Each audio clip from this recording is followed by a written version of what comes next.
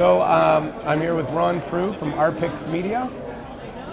Ron, we're here talking about basically the future of radio and just have an ongoing conversation with people within radio and outside of radio. And we're looking for feedback and just ideas. And to kick it off, I just want to know, what do you think of radio today? Is it everything it used to be? Is it more? Is it less? Is it relevant? Is it happening?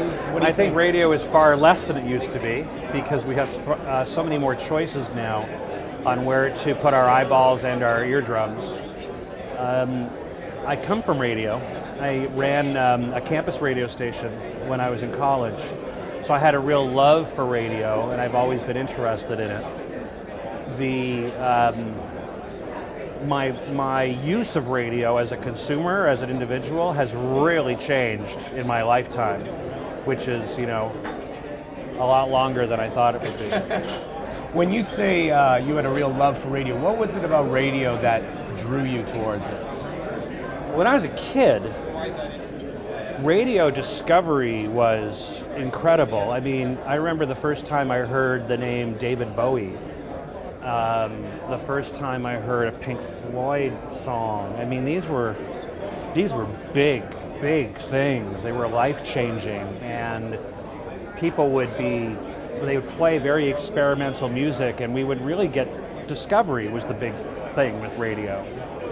Now I think radio is not required for discovery today. My God, it's the last guy at the party. Where do you go with the discovery? Well, see, this falls into what I believe the future of radio is, which I'm a big RDIO user, but I come at that from sort of the late 90s where Yahoo got into sort of playlists. Everybody's been there along the way. There's been, now the last 10 years, Pandora, etc., songs. There's so many of these, and some of them approach it a little bit differently than others, like songs is basically playlists. But with RDIO, what I like is that I can create my own playlist, or I can see what other people have been listening to, my peers, people I follow, or what's popular, and I can check it out instantaneously. Whereas it's the trick, radio was a thing, and going back to when I was in campus, punk rock had just come out, and new wave and everything. And we would get, like for instance, I remember when Cheap Trick came out, they were, new wavy kind of pop rock band.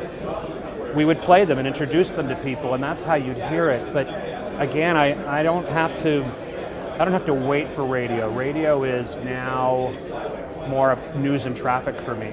Information. Totally information, absolutely. News is big with radio, interviews.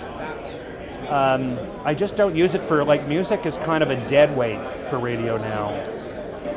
What would you say in terms of strategy for radio, given the options that listeners have today? How would radio go about recapturing that engagement with the audience? You can be as radical or as non-radical as you want. Certainly freedom of playlist for a DJ. That, I just think that's gone. I don't see that's possible. So unleash the curation part of the DJ's Oh my God, role. yeah, pardon my thing, I'm not. Geddy Lee, 4 to 6, Friday. Geddy Lee's gonna do what he wants. He's gonna play whatever the heck he wants, and Geddy Lee's gonna do a thing. I think this is what's made it popular for, Bachman has a show on CBC, I think, where he plays whatever. Maybe it's Geddy Lee's probably the wrong age group. Let's get to Eminem in to do a national show where he's doing an hour every week. A friend of mine, Kevin Hearn, he's a keyboard player in the Bare Naked Ladies, he wants to do a radio show. And I've said, Kevin, you have a website. You can just do it. You can do a radio show. You can do a radio show because it's a level playing field now. But I really think we've lost personality. Here's what I think radio is really at today.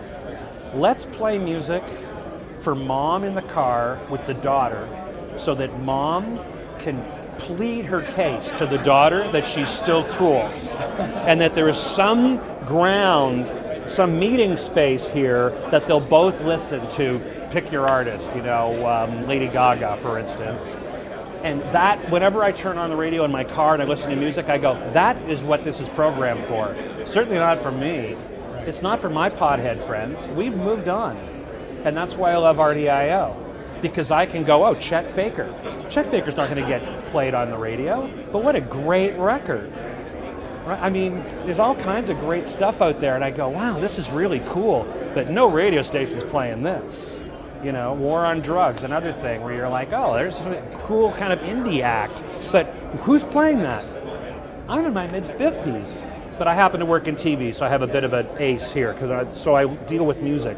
But I'm like, for a kid who's 17 coming up, I think he looks at radio going, that's not for me, man. Seems I don't like need the this. risk-taking is happening on YouTube. I was going to say, well, as we on the know, air. what is the new radio? The new radio is now YouTube, and that's not my opinion. Apparently, that's the fact of the matter. It's where people are getting their music discovery and craziest thing. It's in the same paragraph as the world's biggest camera is called an iPhone. It's like, what kind of crazy, matrix world are we living in that a thing called a phone is the most popular camera, a video platform is the most popular radio station?